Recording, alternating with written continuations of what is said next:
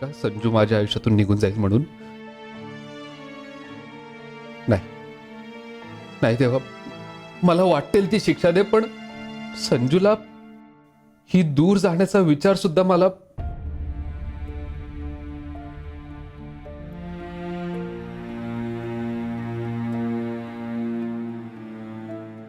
ओम शांती शांती शांती.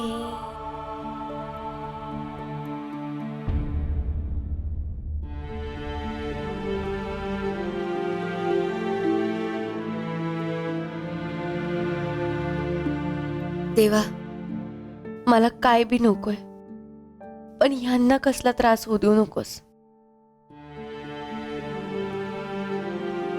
यांच्या वाट्याचं दुःख बी तू माझ्या पत्रात टाक.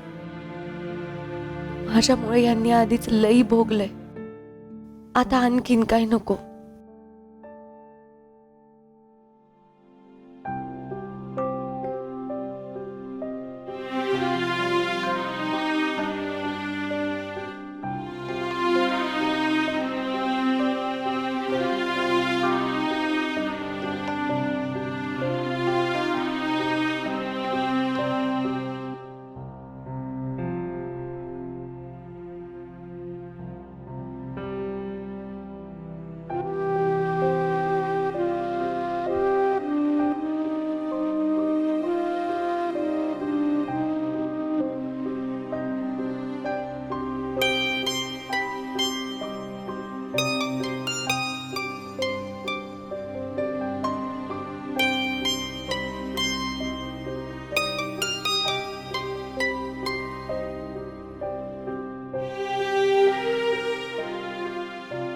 अहो, काय झालं? कुठं काय? मग तुमच्या डोळ्यात पाणी? ते होय, अगं ते देवासमोर उभं राहिल्यावर गलबलून येतं ना, त्यामुळे. बाकी काही नाही.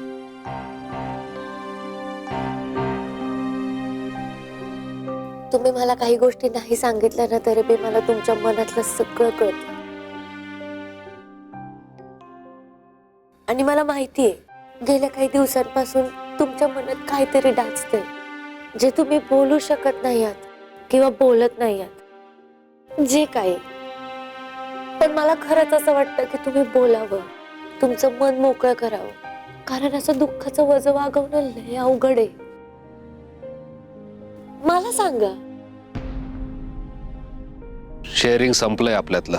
माझ्याकडे आता शेअर करायला आनंद उरला नाहीये, आणि दुःख शेअर करायला तुझ्याकडे अधिकार नाही.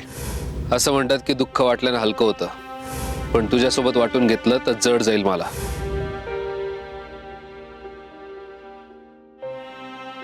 मला कसं सांगाल ना तुम्ही? आपलं नातं आता आधीसारखं थोडी राहिले. मी झाड घेणं. हे बघ, आपलं या विषयावर बोलणं झालंय. प्लीज पुन्हा पुन्हा वगाळू नकोस. अहो, पण ते खरं आहे ना,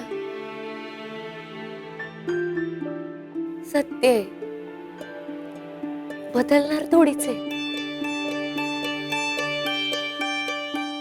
ते जे काय असेल, पण मला असं वाटतं की तुम्ही तुमच्या मनातलं सगळं मोकळं करावं. माझ्या जवळ नाही तर मग आई साहेबांजवळ बोला, नाहीतर बेबी मावशींची बोला.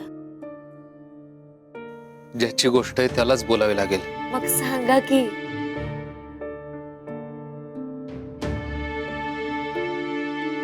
ज्याची असेल त्याला.